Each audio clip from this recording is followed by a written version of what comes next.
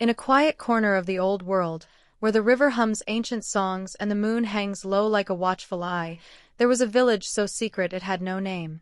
And in this nameless village, where children were told never to look into the water after dark, lived a woman who never slept under the full moon.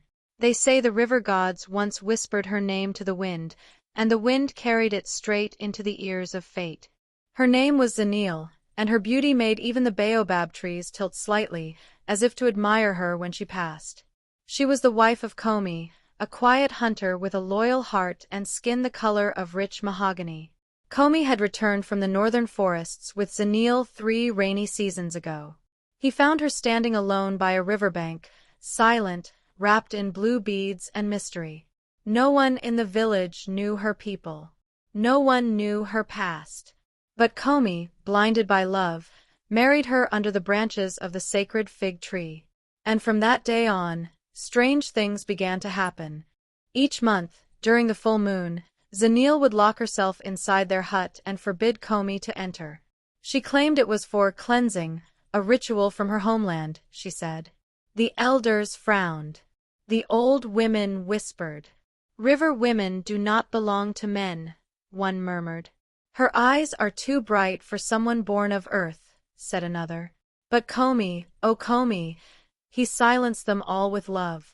He defended her, even when the chickens stopped laying eggs, even when the village well ran dry every full moon. He believed in her. Until the night of the blood moon. The air that evening was thick, like wet smoke. The trees stood still, listening. The dogs refused to bark. Even the drummers cancelled the moon dance. Komi returned early from hunting and found Zanele standing at the river, alone, naked under the red sky. He had never seen her like that before, her back arched, her arms raised, her voice whispering words older than any language he knew. He stepped on a twig. She turned. But her eyes were no longer hers. They glowed yellow, slitted, hungry. Before Komi could speak, Zanele let out a low, guttural hiss. Her bones cracked, twisted, bent. Her skin split like cloth soaked in fire. Scales, green, wet, shimmering, sprouted along her spine. Her legs fused, her arms flattened, her mouth stretched wide with fangs and rage. She dropped to the earth with a sickening thud, and there she was, a monstrous crocodile, longer than any canoe, wearing the blue beads Komi had placed on her wedding day. She snarled, eyes locked on Komi. He staggered backward, heart hammering against his ribs. She didn't attack.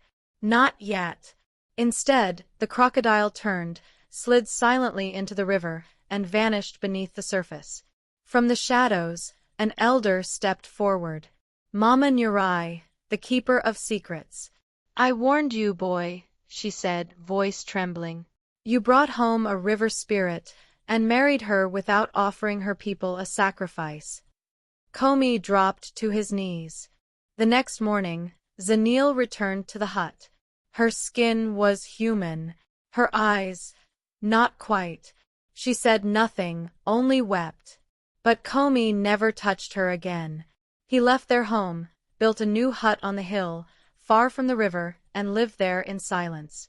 As for Zanele, she vanished one night during another blood moon. Some say she returned to the river forever. Others claim she still walks among the reeds at night, her shadow split between woman and beast. And the village. The village built a fence around the river, made of thorns and salt. No one fetches water after sunset.